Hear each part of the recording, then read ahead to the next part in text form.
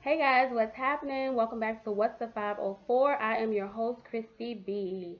All of my new visitors to the channel, thank you so much for visiting my channel. And my returning subscribers, thank you so much for returning. Of course, you know I am here to express my opinion and to give you guys some information about something that I feel is important. Currently, that is the COVID-19 and coronavirus stuff that is going on. So I definitely appreciate all of our healthcare workers that are out there at the hospitals, at the facilities helping patients that are coming through that are positive for the coronavirus or being tested for the coronavirus. We appreciate everything that you guys are doing. I also wanted to mention that there are other professions out there that are putting themselves in danger as well of getting sick. So I'm going to play a clip for you guys to listen to for a Detroit bus driver. Okay, he posted a video about 2 weeks ago or so, roughly 2 weeks, okay? He posted a video expressing his frustration with bus passengers, bus riders, getting on the bus and not covering their mouths when they cough and sneeze. There was one passenger in particular he was, really upset with, and he posted a video about it. He had to speak on it, okay? Well, according to CNN article that I read, the same bus driver, about 4 days later after posting that video, he got sick. So the video, it was stated that it was posted on March 21st. 4 days later, he got sick, and then they said he died this past Wednesday. So this is definitely a big issue here, okay? And the understanding is that he had already complained, and I think several other bus drivers in Detroit had complained that they are being more exposed to sick patients than the doctors and the people at the hospital, which I definitely understand, okay? Um, Growing up in Louisiana, in New Orleans, it is definitely a bus catching city, okay? There are tons of people there that do not have transportation. You can pretty much catch the bus anywhere there. And definitely when you're catching the bus, you're getting on the bus with all walks of life. So you have tourists that come there, they catch the bus, they catch the streetcar, and you have local residents that are there, heavy amount of local residents that are catching the bus. And when I say that you don't know what the person next to you has, you don't know the person across from you, you're getting on the bus and the rate of contamination is so high. I mean, because you are sitting right next to, there's no arm room, there's no separation. Like, you're literally right next to the person. So if somebody's coughing or they're sick or they're breathing or they're sneezing, all of these different things, tons of people are going to be affected by that. And if you have someone that is on the bus that is coughing and hackling and chewing and they're not even covering their mouth or their noses when this is taking place, that's a serious problem when we have a pandemic going on. It's already a problem on a regular day, but we're talking about a pandemic that's going on. And so you're sending these bus drivers out here, they're driving the bus, they're driving the public around, they have all different types of people getting on the buses, breathing their air, breathing and coughing and sneezing. They're putting their hands on the money, putting it in the machine, touching the change machine to put their money in or their coins in. They're going to the other swipe machine and load money on their cards. If it's a city where there's a card that you can load money to, and you just swipe your card to get on. I mean, there's so much room there for illness to just be passed on. And so this guy, his name is, what is it, Hargrove? This guy, here it is, Jason Hargrove. This guy was making it known. Let me back this up. I don't know if the lighting is so bright. Well, it won't show, but this guy was pretty much saying, like, hey, you have a responsibility too, as the public, as a citizen, to heed the warnings that's being put out here by the CDC and all of the media coverage. Like, how can you not know this? Okay. And he was definitely right in his concerns.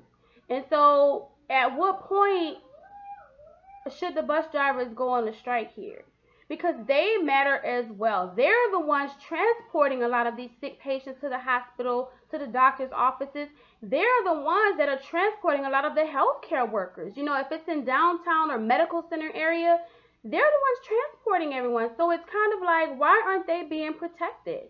Why don't they have like a glass shield over the side right here where the passengers are getting on, why don't they have some kind of shield there? Why aren't they being given a mask? Why aren't they being given gloves? Why aren't they being afforded the same types of equipment to me that the medical community has? And it's frustrating too, because the medical community is suffering, not having masks, not having the proper PPE, which definitely falls back on our leader, the president.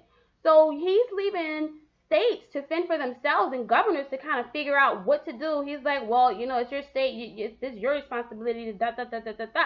No, stupid. Stupid. That is what the federal government is for. This is a pandemic. This isn't a one city or one state situation and the rest of the states are cool and it won't affect the other states. No, everybody is affected by this. This is a contagious virus. So you say. This is a contagious virus. Everyone's affected by this.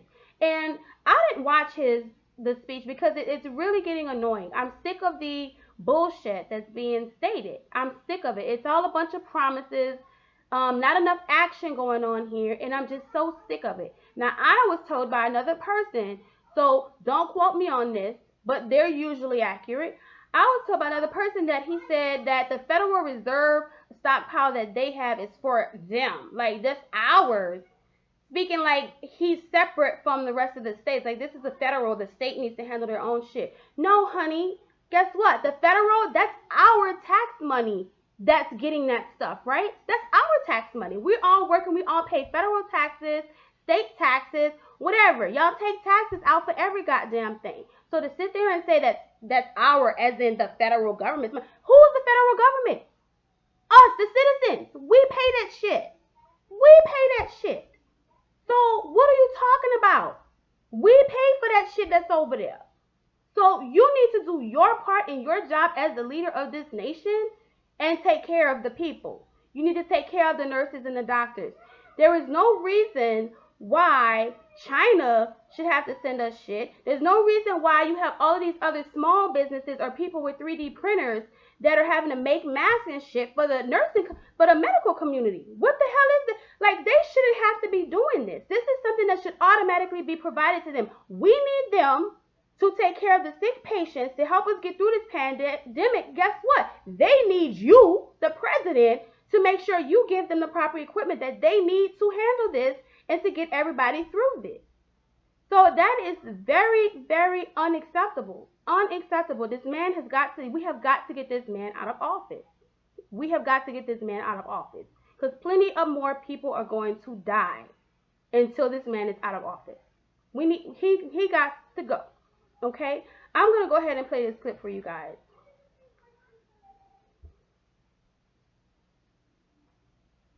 If it will play.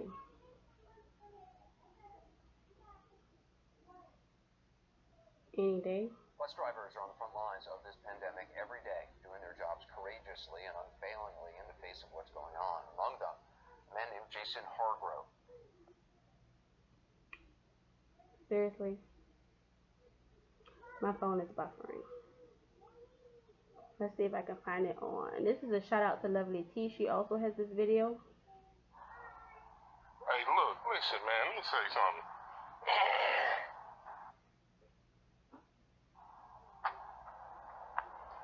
This coronavirus shit is for real.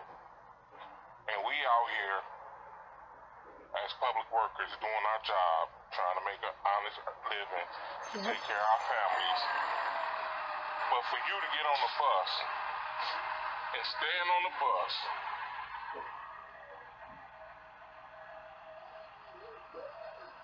and cough several times without covering up your mouth, and you know that we in the middle of a pandemic, that lets me know that some folks don't care, utterly don't give a fuck. Excuse my language, but that's how I feel right about now. For a grown-ass person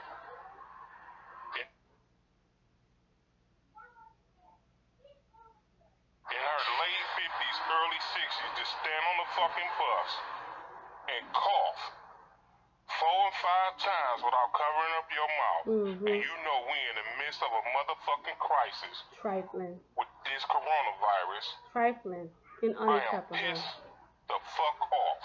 And you have every right to be. I ain't blaming nobody.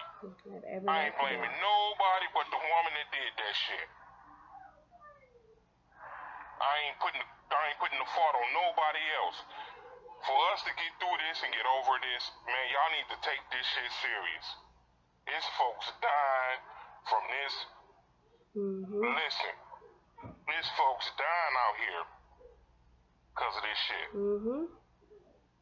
And I'm going to leave it right there, y'all. I'm not going to play the whole thing because it's a nice little length video. But I just wanted to touch on that, and I'm going to read the article. On March 21st, he was driving a city bus when a woman got on and coughed multiple times, not even trying to cover her mouth, according to him.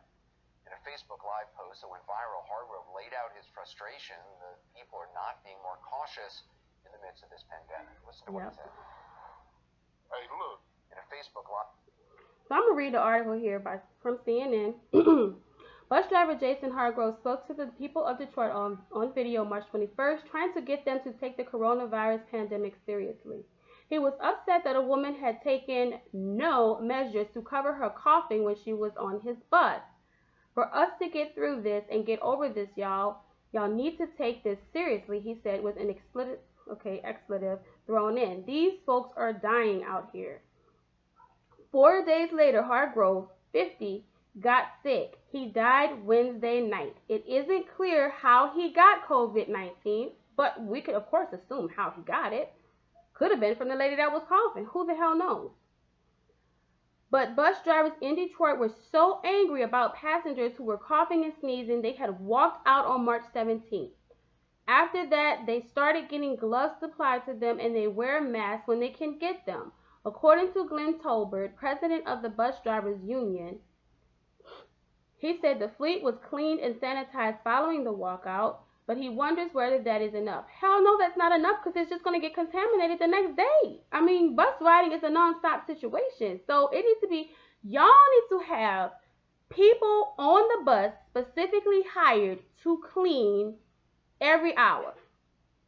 I would say every hour. That their sole duty for being on that bus is to ride the bus literally to clean after people are getting off, to spray, clean those poles that are on there, wipe those seats down as people are getting up and getting off. There should be somebody on there around the clock to ensure not only the safety of the driver, but the safety of other passengers that are on the bus as well who don't want to be infected, of course, right? Let me finish this. We see more sick people than any doctor, Tolbert told CNN's Anderson Cooper. We're the first responders before the first responders because we pick up the sick, taking them to the hospitals. Mayor Mike Duggan told reporters Thursday that when he met with drivers during their work stoppage, they told him about passengers coughing and sneezing as they were putting money in the fare box. He said he watched Hargrove's video and everyone in America should see it. I don't know how you can watch it and not tear up, the mayor said. He knew his life was being put in jeopardy, even though he was going to work for the citizens of Detroit every day by somebody who just didn't care. Somebody who didn't take this seriously, and now he's gone. Bus drivers in Detroit are no longer opening their front doors or collecting fares, the mayor said. People enter the back doors of the buses. Hargrove posted his video before the mayor ordered the changes. It's something that I'm going to think about for a long time, Dugan said. Bus drivers can also get hotel rooms if they're concerned about potentially taking home the virus to the family, the mayor said. In the video, Hargrove says the woman coughed 4 or 5 times without trying to cover her mouth. But for you to get on a bus and stand on the bus and cough several times without covering up your mouth, and you know that we are in the middle of a pandemic, that lets me know that some folks don't care. Utterly don't give a, he says. He said he wasn't faulting all passengers for his anger, just this woman. In Detroit, 2,860 people have been infected with the novel coronavirus and 97 have died as of Thursday. So yes, guys, I just wanted to make you aware of that because it's not just our medical professionals that are dealing with the public on a regular basis. You have other professions that are dealing with the public as well. So I just wanted to bring light to his story. I do know that Metro in Houston has taken similar measures. They have stopped any passengers from getting on the front of the bus. and that people are getting on the back and they have stopped collecting fares. I'm not sure that that's still going to be enough. I feel like at some point they're probably going to have to shut mass transportation down. I don't see how we can stop the spread of this if you have a bunch of people congregating on a bus, which is very close vicinity. There's no 6 feet. Excuse me. Sorry. There's no 6 feet rule here. I don't see how you can. I mean, unless the buses aren't going to be able to carry that many people for it to keep it safe, which means you would have to put an a massive amount of buses on route to be able to accommodate the number of people you need to accommodate, and still adhere to the social distancing situation. And I just don't see long term how that can go. I know that they've already had about 6. I want to say 6. There were 3 that tested positive for COVID-19 about a week ago, and then I want to say maybe 4 or 5 days ago, I got an email that came through that said an additional 4 bus drivers, I think, tested positive for the COVID-19. And this is going to continue to happen as long as that they don't have the proper care, but also the public. Not just the bus drivers, but the other people that are riding the bus that don't have a choice, don't have another means of transportation. And not even just then, you have Uber and Lyft. That's close quarters. That's close vicinity. Unless you're going to put up a plexiglass, like kind of like the cab drivers and taxi drivers have, to help protect the drivers. But then you still have the back. So if somebody that has COVID has been coughing and sneezing in the back, they get out, get dropped off, the next person comes in. It's pretty much up to that driver to go back there and make sure that they wipe everything down, spray some Lysol, whatever, if they can even find any Lysol, because it's like the hardest thing to find right now. It's pretty much up to them to take that initiative to make sure that that's not being passed on to other passengers that are coming in and out of the car. So I just don't see how we're going to get through this pandemic and stop the spread of this if we still have those type of situations going on. And I get it. The income, people need their income, and that's why there's been so much controversy about trying to get these stimulus checks out. It's unacceptable that it's taken this long. You have people that have already been out of work for like a month, and they're not making any money. And these stimulus checks they're talking about, that's probably not going to be, it's supposed to be issued in the next 2 or 3 weeks, but that's the starting of the issue. You're trying to send this to millions of Americans, so that's probably when it'll start. But how long is it going to take for them to finish that timeline to get everybody the checks that's supposed to get checks?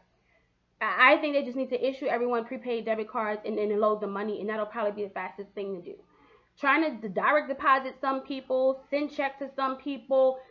No. Y'all need to just go ahead, issue everybody prepaid debit cards. Make them go to the site, make them verify their information, make sure it's them, that it's not somebody that just happens to have their social and their date of birth and their name that can just go on there and say, oh, I'm this person, send me the debit card. No. Verify that it's really that person. Ask them some questions, kind of like what they would do when you open a bank account. They're going to ask you how much is your car note, or did you ever live at such and such address, or did you have a car note in 2000, whatever, what type of car, something on that order that's really going to verify that this is the correct person, is not some person or a family member that could possibly have that person's full name, date of birth, and social, because that's very common. Do something like that, and once that part is verified, then go ahead and send everybody out their prepaid debit cards. That's what you guys need. That is the easiest route to me to go to get this done, and to get it done quicker than trying to direct deposit some people's money and then paper check some people's money. How many people are you going to send paper checks to? Like, that's insane. And then who's going to be open for them to go cash those checks, right? How are you going to get through that process? If you send paper checks, not everyone has bank accounts. Let's be real here. Not everyone has a regular bank account. So where are they going to go cash these checks at? And if you send out checks, then that means you're going to have a massive amount of people trying to find somewhere to cash that check. You don't want a massive amount of people trying to show up at a check cashing place to cash checks. You feel me? Like, you want to have that really planned out. And that's why I say the safest thing to do in this situation is to just issue everybody a regardless of how you pay taxes. If you pay taxes, if you owe taxes, then you're not going to have a direct deposit situation because you're paying taxes back. So there's no bank account for you to provide because they're not giving you money. You're giving them money. So to me, the easiest, quickest, verifiable situation to do, go and just issue everybody prepaid debit cards, and then you can mass load that money onto those cards. Even if it's a trickle down effect, like, okay, everybody with social, kind of like what they do with SNAP. food stamps. This if your last 2 digits of your social is these digits, then your money will post on the first, and then these 2 digits will post on the second. Do it like that. You feel me? And then this would be resolved. Like, this should have already been figured out when y'all introduced this situation. Y'all should have already had this lined up. Like, to me, it's common sense. It's really not that difficult to think about. Do a prepaid debit card, load everybody's shit on that at the same time, and then you'll be done. You won't have all this trickling down, all this figuring out. This people get it this way, this people nip all that in the bud. Keep it simple. Go ahead with the debit cards, and it'll be done, right? And then you guys need to make sure you also have a customer service line for people to call if they don't get their shit in the mail, because I can guarantee you that's going to be the next problem. If people don't get their shit in the mail, if it comes up missing, it don't make it to them, somebody up the street then got it, or the mailman and put it in the wrong person's mailbox and they didn't get it, you got to have a phone number for people to call so they can get that stuff straight, right? So these are things that they should already have lined up, period, at this point. So we'll see how that works out, you guys. But I just wanted to touch on that. I also say again that the Trump administration needs to do better. It is unacceptable that, places are having to fucking donate masks. Like, what is that about? Why are places having to donate masks to our workers, our medical professionals? Why are people having to volunteer making the face guards and shit? Like, this is the United States of America. We have federal funding for this. We, as in us, the people of the nation, we pay federal taxes. So when he gets up there and says this is our money, this is our stockpile, this is our money, that's for the federal government, the states need to figure this out. No, sir. We are the federal government as well. We are federal and we are state. If your state has taxes, we pay taxes for that state, right? We pay taxes on the items that we buy, right? We pay federal taxes. Those of us who pay our taxes. Even if we owe some taxes, you're still paying taxes. You paid taxes at some point. So that stockpile that you're referring to, that you're saying is ours, as in the federal government, guess what? We paid for that shit. We, the working people, paid for that shit. So what are you talking about? Our hard work, blood, and sweat paid for that shit. Okay? And that also goes for the people who want to be critics about people that are getting TANF and food stamps or some type of assistance. Guess what? You have to be working to get that shit. So in essence, they are paying for their own fucking assistance, right? Because a lot of the people that are getting food stamps and SNAP are actually working individuals. Okay? So let's cut this notion that the ones that are getting food stamps and all this bull, that there are some lazy people just sitting around that don't want to do anything with their lives and what. No, sir. And no, ma'am. That is not the situation. Matter of fact, there's a small percentage that may be lazy and not doing anything with themselves. Yes. But the vast majority of the people that's needing assistance are actually working people that bust their asses trying to make ends meet, trying to keep food on the table, trying to pay their bills, and trying to provide the best life that they can for their children. Okay? Those are working people paid effing taxes. Those taxes still come out of, as a matter of fact, the higher ups and the rich folk that think that, these people are just mooching up, we're paying for their SNAP and we're paying for theirs. No, motherfuckers, y'all pay less taxes. The hourly worker pays more taxes. So who's really paying for the assistance that the people are getting? People are actually in there paying their own assistance because they have taxes taken out. Hourly workers pay more taxes than people who work self-employed. Okay? They write off a whole bunch of shit. Okay? Who is it? Amazon paid like 0 taxes in 2018. Last time I checked, Jeff Bezos was like a fucking billionaire. So, who do you think is paying for that assistance? It ain't y'all, motherfuckers. It's the blood and sweat of the people working hourly, paying the most taxes, paying for their own damn assistance so they can still try to feed their family. Okay? So, let's be clear on it. Alright? And I'm going to leave y'all with that tonight. Food for thought. Okay? And, again, thank you for checking out What's the 504. I am your host, Christy B. Go ahead and hit the thumbs up, hit the notifications bell, and subscribe to the channel because as you can see, I like to talk shit and I'm very opinionated. Alright? Thank you guys. Be safe.